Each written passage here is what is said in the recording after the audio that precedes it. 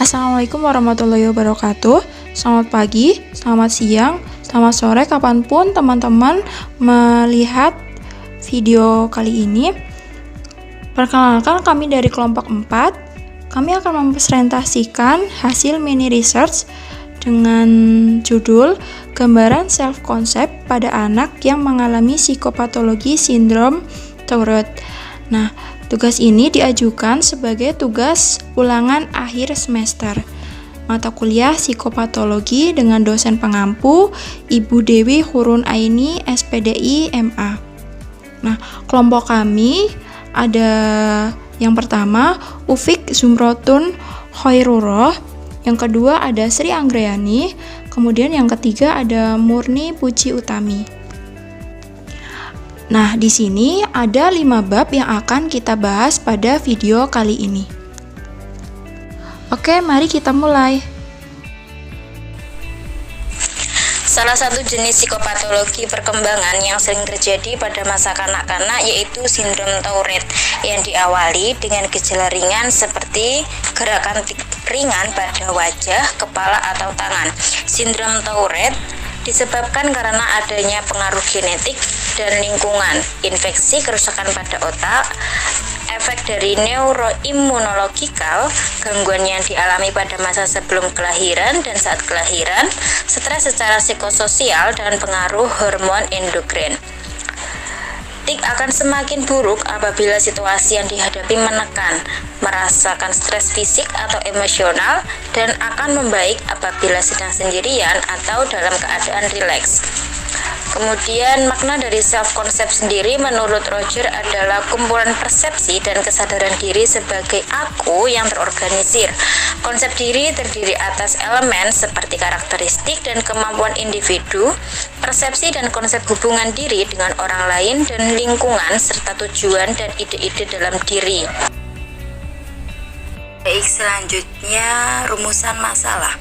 Berdasarkan latar belakang yang telah dipaparkan tersebut di atas, maka rumusan masalah dalam penelitian ini adalah bagaimana gambaran self-konsep pada anak yang memiliki psikopatologis perkembangan sindrom Tourette. Kemudian tujuan mini research ini yaitu untuk mengetahui self-konsep pada anak yang memiliki patologis perkembangan sindrom Tourette itu sendiri. Kajian pustaka penelitian ini yaitu yang pertama sindrom Tourette. Menurut PPDGJ 3, sindrom Tourette berada dalam kategori gangguan tik. Tik adalah suatu gerakan motorik yang lazimnya mencakup suatu kelompok otot khas tertentu yang tidak di bawah pengendalian, berlangsung cepat dan berulang-ulang, tidak berirama, ataupun suatu hasil vokal yang timbul mendadak dan tidak ada tujuannya yang nyata.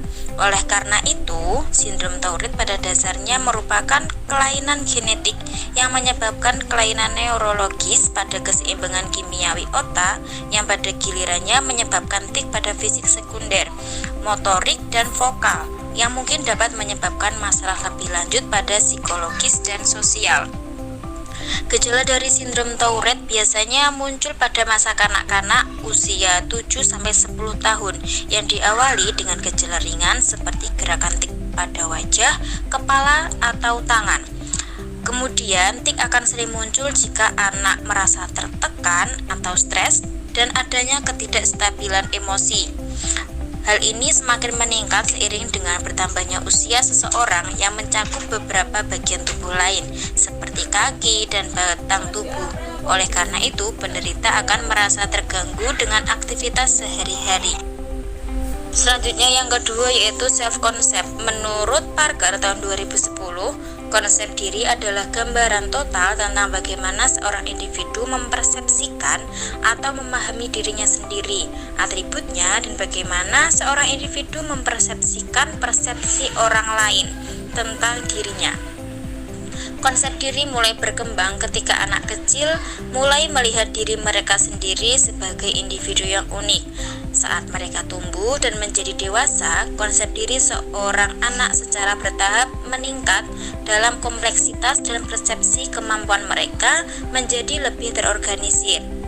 Nah, berkaitan dengan penderita sindrom Tourette, Cohen dan Lekman tahun 1993 menyebutkan bahwa penderita sindrom Tourette mungkin mengalami kemarahan terhadap tubuhnya sendiri atau diri fisik serta terhadap orang tuanya atau peran diri dalam keluarga.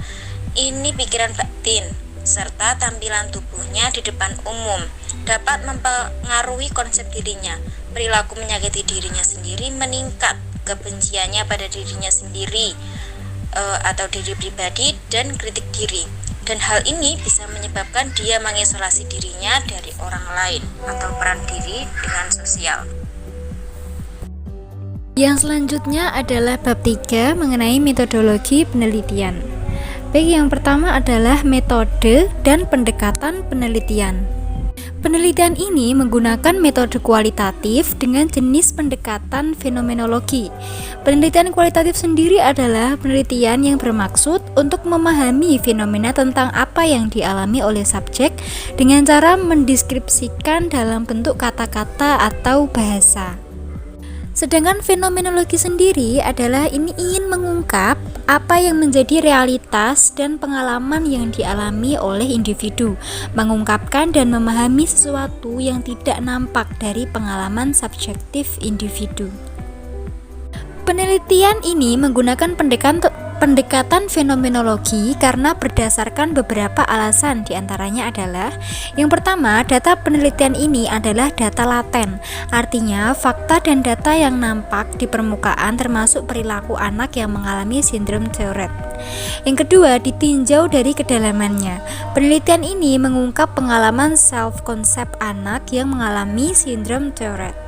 Yang ketiga, fokus penelitian ingin melihat bagaimana pengalaman self-concept siswa atau anak yang dapat membentuk makna pada sindrom Tourette yang dimilikinya. Yang selanjutnya adalah sumber data. Sumber utama data dalam penelitian ini adalah subjek itu sendiri. Adapun untuk menambah kelengkapan informasi, penulis mengambil data dari berbagai sumber pula, seperti buku-buku maupun karya tulis lainnya yang mendukung dan relevan dengan penelitian ini. Berdasarkan sumbernya, data dalam penelitian ini dikelompokkan menjadi dua, yaitu sumber data primer dan sumber data sekunder. Adapun penjelasan lebih rinci kedua hal tersebut adalah sebagai berikut. Yang pertama adalah data primer. Data primer merupakan data yang diperoleh langsung atau pengambilan informasi oleh subjek itu sendiri. Nah, dalam hal ini sumber data primer adalah subjek berinisial AAM sebagai anak yang mengalami gangguan patologis sindrom Tourette. Yang selanjutnya adalah data sekunder. Data sekunder ini merupakan data yang diperoleh lewat orang lain atau tidak langsung diperoleh dari subjek penelitian. Nah, dalam penelitian ini yang menjadi data sekunder adalah selain dari buku-buku, meliputi buku-buku, dokumen, penelitian atau sumber lain yang berkaitan dengan self-concept pada anak yang memiliki gangguan patologis sindrom Tourette. Di sini data sekundernya adalah tante dari anak tersebut. Berikutnya adalah prosedur pengumpulan data. Ada 3 prosedur untuk mengumpulkan data. Yang pertama ada observasi. Observasi adalah suatu kegiatan pengumpulan informasi dengan cara melakukan pengamatan terhadap perilaku subjek. Nah, metode observasi ini dilakukan untuk mengamati tingkah laku pada subjek yang mengalami gangguan patologis sindrom Tourette. Selanjutnya adalah wawancara. Wawancara adalah sebuah bentuk komunikasi antara dua orang yang melibatkan seseorang dapat memperoleh informasi dari seseorang yang lainnya dengan mengajukan pertanyaan-pertanyaan berdasarkan tujuan tertentu. Lalu wawancara yang dilakukan dalam penelitian ini adalah wawancara tidak langsung, yaitu data yang diperoleh dengan cara tanya jawab secara tidak langsung oleh subjek, dapat melalui media komunikasi. Subjek sebagai narasumber yang akan diwawancarai dalam penelitian ini adalah seorang anak yang berinisial AAM yang mengalami gangguan patologis sindrom Tourette. Wawancara tidak langsung ini dilakukan melalui chat via WhatsApp. Nah, metode pengumpulan data yang terakhir adalah dokumentasi. Dokumentasi adalah teknik pengumpulan data dengan cara menelaah dokumen yang ada untuk dapat dipelajari pengetahuan mengenai fakta yang hendak diteliti. Dokumentasi dalam penelitian ini berupa foto-foto, rekaman, video, dan catatan-catatan penting dari subjek. Oke, kita masuk ke bab 4, yaitu hasil dan pembahasan dari mini research. Hasil penelitian. Subjek dalam mini research ini berinisial AAM, berusia 9 tahun 10 bulan, dan sekarang kelas 4 sekolah dasar. Nah, orang tua AAM sendiri telah bercerai sejak AAM berusia 4 tahun, dan sekarang AAM tinggal bersama dengan ibunya. Nah, AAM ini mengalami gangguan gerakan motorik sudah berlangsung kurang lebih selama 7 bulan terhitung dari akhir tahun 2020. Nah, gerakan yang dimunculkan pada jari yang terus bergerak tanpa disadari, namun apabila ada orang lain yang mengingatkan untuk berhenti, subjek masih mampu untuk mengendalikan gerakan dan dapat berhenti, tetapi tanpa disadari gerakan tersebut kembali muncul. Nah, subjek juga menyatakan mengenai perasaannya apabila jarinya tidak bergerak, maka perasaannya seperti tidak lega. Perasaannya akan lega apabila jarinya bergerak-gerak meskipun gerakan tersebut tanpa disadari oleh subjek. Gerakan tersebut juga muncul ketika dalam situasi yang membuat subjek merasa tertekan, dan juga ketika sedang berkomunikasi dengan orang lain. Menurut penuturan dari keluarga terdekat subjek merupakan anak yang aktif serta gemar sekali mendengarkan cerita dari orang lain. Semasa kecilnya, subjek juga mudah sekali untuk menuangkan emosi kemarahannya dengan menarik-narik, memukul, melempar-lempar barang tanpa terkendali. Namun, semakin tambah usia, subjek tidak lagi dengan mudah menuangkan emosi marahnya. Subjek lebih memilih untuk memendam apa yang ia rasakan. Nah, sebagai peralihan dari pemendaman emosinya, ia menahan diri terus-menerus hingga muncul gerakan-gerakan pada jarinya yang membuatnya lebih menguasai amarah. Nah, gerakan tersebut kemudian berlanjut hingga membuatnya terkadang tidak menyadari munculnya dari gerakan tersebut. Berikutnya adalah informasi mengenai self-concept sendiri dari subjek tersebut. Jadi self-concept yang dimiliki oleh subjek ini cukup baik. Berkaitan dengan gambaran self-concept dengan sindrom Tourette, self-concept yang dimiliki oleh subjek ini cukup baik. Ia mengaku bahwa tidak pernah menyakiti dirinya sendiri secara fisik. Ia juga menyatakan bahwa tidak pernah membenci keadaan dirinya sendiri saat ini, baik sebelum mengalami gangguan gerakan motorik ataupun setelah mengalami gangguan gerakan motorik. Tetapi subjek pernah menuturkan ada rasa malu yang ia alami, yaitu subjek terkadang merasa malu karena gerakan yang tidak terkendali pada jari-jarinya saat ia sedang mengobrol dengan orang lain. Namun kendati demikian, subjek menyatakan keinginannya untuk bisa sembuh. Bukan hanya sekedar keinginan saja, ia juga memiliki semangat serta harapan untuk bisa sembuh dari gangguan gerakan motorik ini. Dari orang tua memberikan perhatian dan dukungan yang baik terhadap subjek. Orang tua memberikan motivasi dan semangat kepada subjek serta mengingatkan untuk berlatih dalam mengendalikan gerakan tersebut. Usaha dari orang terdekat tidak lain agar gerakan yang tidak terkendali pada subjek bisa hilang. Hal tersebut membantu subjek untuk lebih percaya akan dirinya sendiri serta tidak memikirkan komentar buruk dari teman-temannya. Berdasarkan hasil wawancara dan observasi yang dilakukan oleh peneliti, dapat dijelaskan bahwa subjek AAM mengalami sindrom Tourette. Hal ini dapat dilihat dari gejala yang dialami oleh subjek, yaitu berupa jari-jari yang bergerak-gerak tanpa disadari. Gerakan-gerakan tersebut dikarenakan subjek merasa tertekan atau stres dan juga karena adanya ketidakstabilan emosi. Hal ini sesuai dengan pernyataan Robertson tahun 2000, yaitu gejala dari sindrom Tourette biasanya muncul pada masa kanak-kanak usia 7-10 tahun yang diawali dengan gejala ringan seperti gerakan tik ringan pada wajah, kepala, atau tangan. Hal itu semakin meningkat seiring dengan bertambahnya usia seseorang yang mencakup beberapa bagian tubuh lain, seperti kaki dan batang tubuh. Oleh karena itu, penderita akan merasa terganggu dengan aktivitas sehari-hari. Nah, selanjutnya, meskipun demikian, namun konsep diri yang dimiliki subjek ini cukup baik. Meskipun orang di sekitarnya seperti teman-temannya sering mengejeknya, namun subjek tetap bisa survive atau menyesuaikan diri dengan baik terhadap lingkungannya.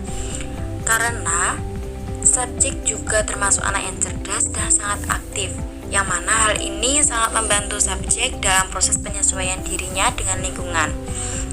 Hal ini juga diakibatkan karena adanya dukungan dan orang-orang terdekatnya seperti ibunya dan anggota keluarga yang lainnya.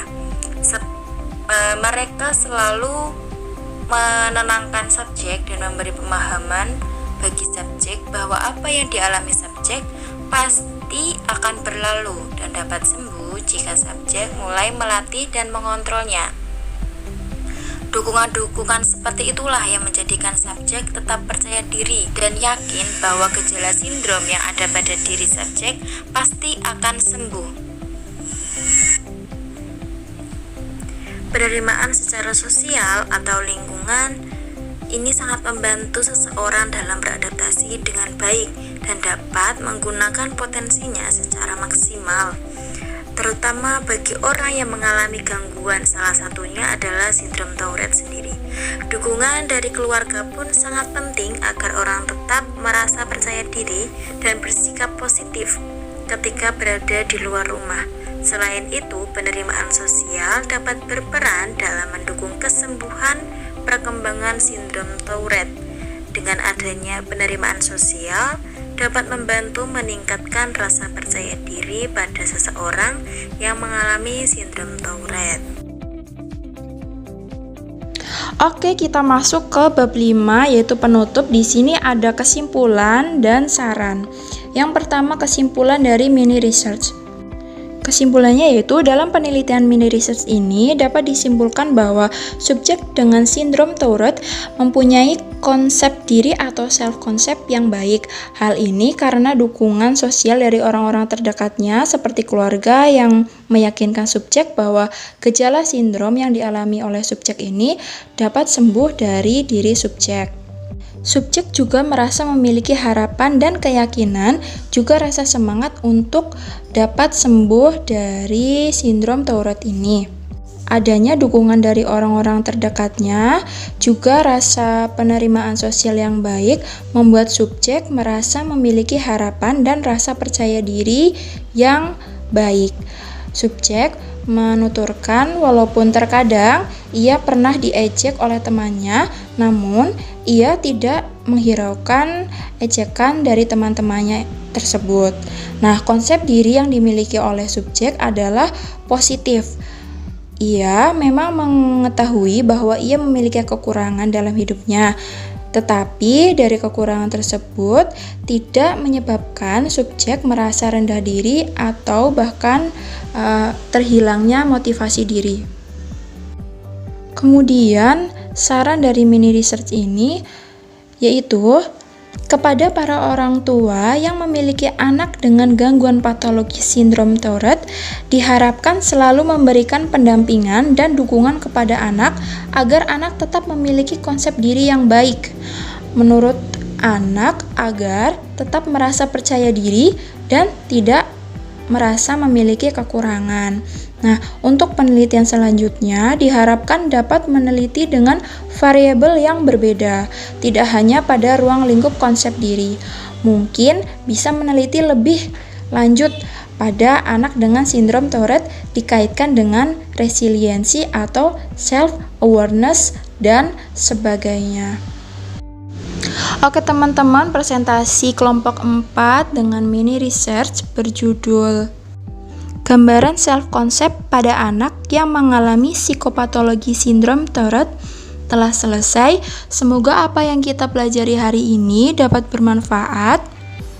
Tak lupa, kami juga ucapkan terima kasih terhadap subjek yang mau berbagi pengalaman serta informasi terhadap kami. Kurang lebihnya kami mohon maaf. Terima kasih. Wassalamualaikum warahmatullahi wabarakatuh.